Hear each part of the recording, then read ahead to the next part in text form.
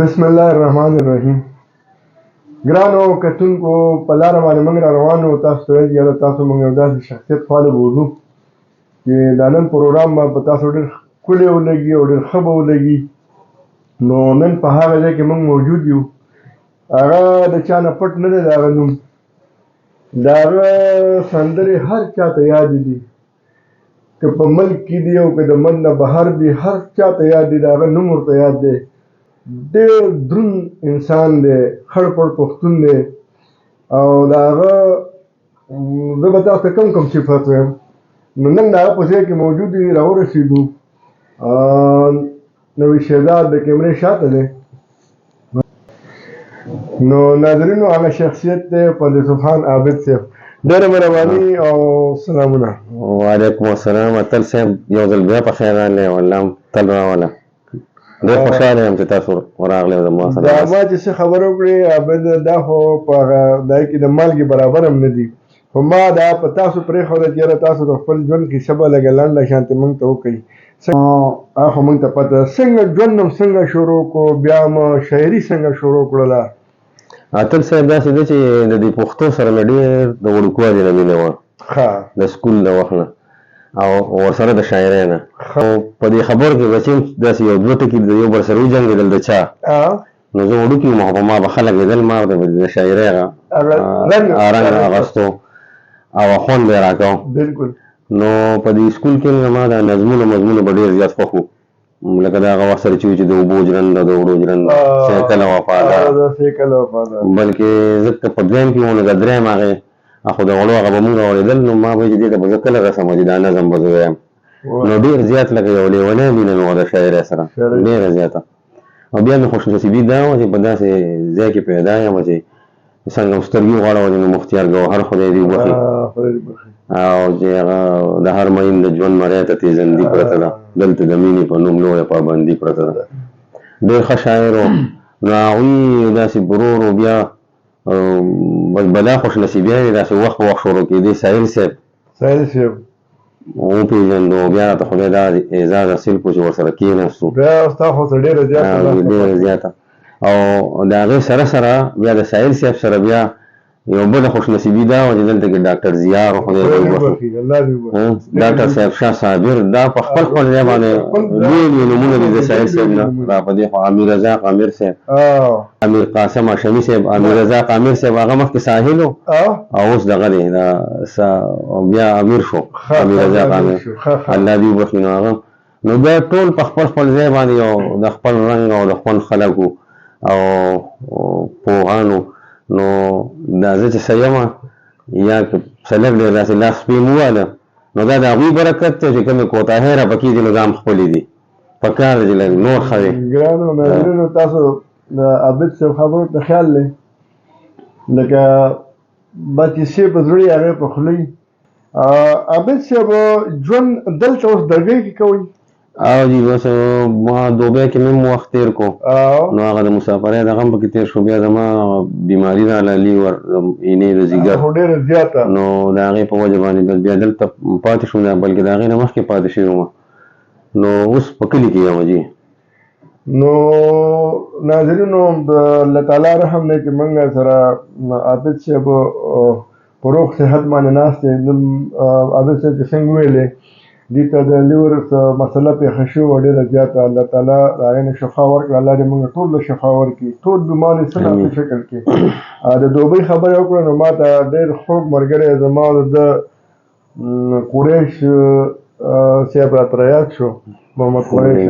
نو هغه ته به دواړه په شریکه سلامونه ووایو. بلکل قریش ته د زړه د تله نو زموږ پروګرام موږ تا یادو او بلکې موږ وایو یاره نن دلته موږ سره یو نو څونه به ښه وه. او قریش ته د قریش ملګرو ته یاران ځکه زموږ څومره یو حلقه ده چې قریش په خپله څنګه ژوندی سړی دی، نو داسې د خوږو خلکو سره د ژوندو خلکو سره د هغه ناسته پاسته هغوی ته ډېر زیات دي، ډېر زیات ډېره مینه د دې ژبې په خاطر باندې خلکو له ورکړه او ډېر زیاته.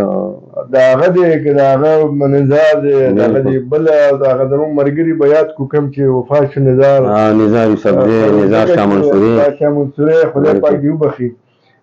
هلته حسرت دی هغه ته هم سلامونه او ورولي. خالد صاحب ته ډېر ډېر سلامونه او مینه مونږ داسې هم ډېر ذکر وکړو او تل دې آباد یو او خدای دې ورله ژوند ورکړي خدای دې دوی نه نیمګړی کوي مونږ دې خدای نه نیمګړی کوي. او نو دا خو زمونږ هغه ملګري وو چې مونږ ورسره ناسته پاسته ده. عابد صاحب زمونږ هم په سب ناسته شکل کې عابد صاحب دا ملګري به په تمه چې ستاسو نه څه واورو.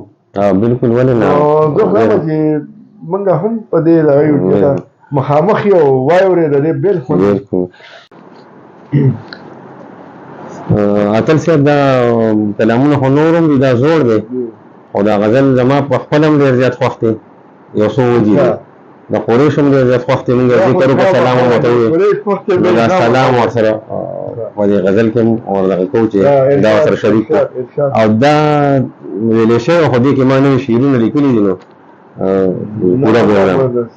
نو د دې غزل نه مخکې یو دوه درې شعره چې ما ته مې زما د مور پښتو قرض راپورې دی.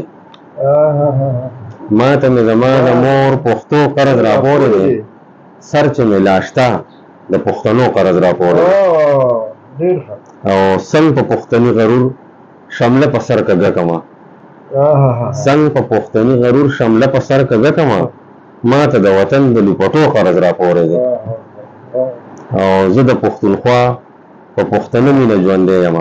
زه د پښتونخوا په پښتنه مینه ژوندی یم. زه د پښتونخوا په پښتنه مینه ژوندی یم ما ته د دې لارو او کوڅو قرض راپورې دی. دا بیا ووایه. زه د پښتونخوا په پښتنه مینه ژوندی یم ما ته د دې لارو او کوڅو قرض راپورې دی او ما خپلې خوږې ژبې پښتو دپاره څه وکړو ما خپلې خوږې ژبې پښتو دپاره څه وکړو اوس یې راته هم د زمانو قرض راپورې دی. ما خپلې خوږې ژبې پښتو دپاره څه وکړو اوس یې راته هم د زمانو قرض راپورې دی. او دا غزل مې اتل صاحب چې ته چې جانان جانان کېدلې نو ما څه کړی دی د زړه په سر مې خورېدلې نو ما څه کړی دی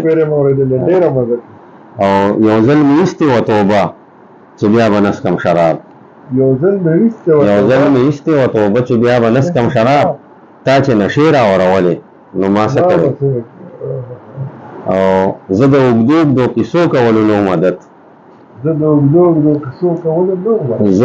اوږدو کیسو کولو نو مدد ته په رموز نه پوهېدلې نو ما څه کړی دی او جانانه ستا د مینې درد د پټولو نو جانانه ستا د مینې درد د پټولو نو چې ته سندرې جوړېدلې نو ما څه کړی دی او ما په بدل کې د دا ټوله دنیا نه اغسته ما په بدل کې د دا ټوله دنیا نه اغسته خو ته په لږ څه خرڅېدلې نو ما څه کړی ما په بدل کې د دا ټوله دنیا نه اغسته خو ته په لږ څه خرڅېدلې نو ما څه کړی دی او هغه یو ځل لیده به ما د زړه نه ایستي وخو هغه یو ځل لیده به ما د زړه نه ایستي وخو بیا په خوبونو کې راتللې نو ما څه کړی دی او مینې لمبه دې کړم د خپو نه تر د سره پورې مینې لمبه دې کړم د خپو نه تر د سره پورې د ځنګل اور دی خورېدلې نو ما څه کړی دی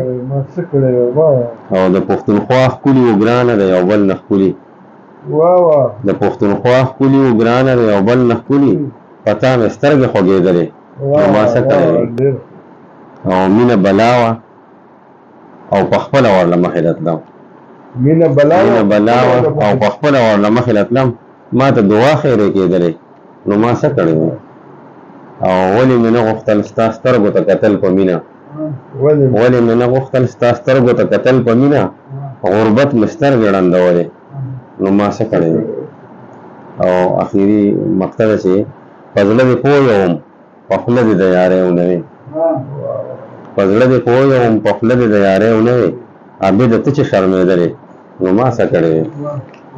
مینهوالو عابد صاحب خو دا کلام داسې کلام دی چې ډېره ځوابونه ښکلې ویلې شوي ده بلا ملګرو ویلې دي عابد صاحب خو بېشماره کلامونه بېشماره فنکارانو ویلي دي خو غټو غټو فنکارانو ویلي خو نن یې مزه دا وکړه چې د سندرې خو یې لږ وخت یو چوکاټ کې یو نن چې موږ دا تازه شعرونه پکې واورېدل یو تر بله یو شعر ښایسته دی عابد صاحب بل راته زه خو پکې بس داسې ده اوس نو دا خلک به په تمه چې بل څه عابد او یو زموږ د خبرو نه به زیات ستا شعري فن کوي ولې نه جي ولې نه ولې نه وایي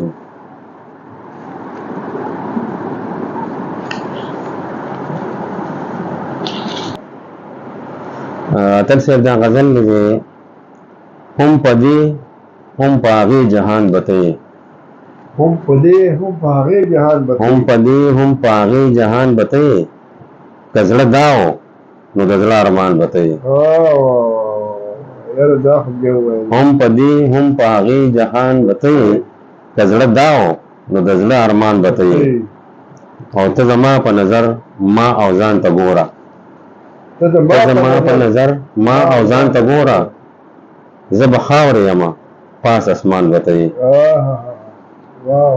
او هغه سترګې ټوکې نه کوي ناصحه هغه سترګې ټوکې نه کوي ناصحه که دې ولیدې زما په شان بتې هغه سترګې ټوکې نه کوي ناصحه که دې ولیدې زما په شان بتې او لا حالات د مینې نه دي خو ګلابه لا حالات د مینې نه دي لا حالات د مینې نه دي خو ګلابه که د مینې شو زما جانان بتې او دا منم چې پکې ډېر خلک به اوسي دا منم چې پکې ډېر خلک به اوسي خو د زړه د دغه کلي خان بتې دا منم چې پکې ډېر خلک به اوسي خو د زړه د دغه کلي خان بتې او زړه کوای چې جانان به رانه هېر شي زړه کوای چې جانان به رانه هېر شي د دنیا د ټولو لوی نادان بتې او که چاپېره وطن ټول طبیب طبیب شي که چاپېره جهان ټول طبیب طبیب که چاپېره وطن ټول طبیب طبیب شي دا عابد د پر هر زړه درمان بتې دا اتل صاحب غزل وایم خو د هغې نه مخکې یو دوه شعرونه وایم چې چا چې وینه ستا په مینه صدقه کړه چا چې وینه ستا په مینه صدقه کړه خپل ښاغلي دي منلي دي که نه دي چا چې وینه ستا په مینه صدقه کړه خپل ښاغلي دي منلي دي که نه دي ته د چا یې پېښور او ستا څوک دي ته د چا یې پېښور او ستا څوک دي خپل پردي دي پېژندلي دي که نه دي دا اتل صاحب یو غزل دی اوس مې لیکلی چې څه د لیونو سترګو خمار درنه جوړ شوی دی څه د لیونو سترګو خمار درنه جوړ شوی دی زار شمه موسمه نن خو یار درنه جوړ شوی دی او خلکو ته په زړه مینه په شونډو کې مسکا لره خلکو ته په زړه مینه په شونډو کې مسکا لره څه د ځان په غم کې بیمار درنه جوړ شوی دی او ستا جذبې څه ډېرې پښتنې وې او سپېڅلې وې ستا جذبې څه ډېرې پښتنې وې او سپېڅلې وې مینې خفه نه شي کاروبار درنه جوړ شوی دی ستا جذبې څه ډېرې پښتنې وې او سپېڅلې وې مینې خفه نه شي کاروبار درنه جوړ شوی دی او مینه د زما چې قد قامت یې درته وبخو مینه د زما چې قد قامت یې درته وبخو ښکاري اوس د هر ځای نه چینار درنه جوړ شوی دی مینه د زما چې قد قامت یې درته وبخو ښکاري اوس د هر ځای نه چینار درنه جوړ شوی دی او دغسې پښتو وایه پښتو لیکه پښتو لوله دغسې پښتو وایه پښتو لیکه پښتو لوله خیر دی که څوک وایي چې وزګار درنه جوړ شوی دی دغسې پښتو وایه پښتو لیکه پښتو لوله خیر دی که څوک وایي چې وزګار درنه جوړ شوی دی او خپل اخري شعر دی چې خپلې اداګانې دې د خرڅ دپاره ایښي دي ښکلي ظالمه دوکاندار درنه جوړ شوی دی ډېره مننه دي مینوالو عابد پردیسخان عابد سره چې ناست یو نو مزه خو ډېره کوي موږ به وخت هم ګورو خو د هغه به شکریه هم ادا کوو. خو دا د دې پروګرام اولنۍ حصه وه چې تاسو ته د عابد صاحب ښایسته ښایسته کلامونه در ورسېدل، نظمونه در ورسېدل او هغه موږ له ټیم راکړو. بل پروګرام به موږ کوو انشاءالله. دا اولنۍ حصه وه. دویمه حصې پورې زموږ انتظار کوئ کله به وي او تاسو ته به ډېر ژر پته ولګي. د هغې پورې تاسو نه عطا المومن اجازت غواړي. د الله په امان، الله ګران.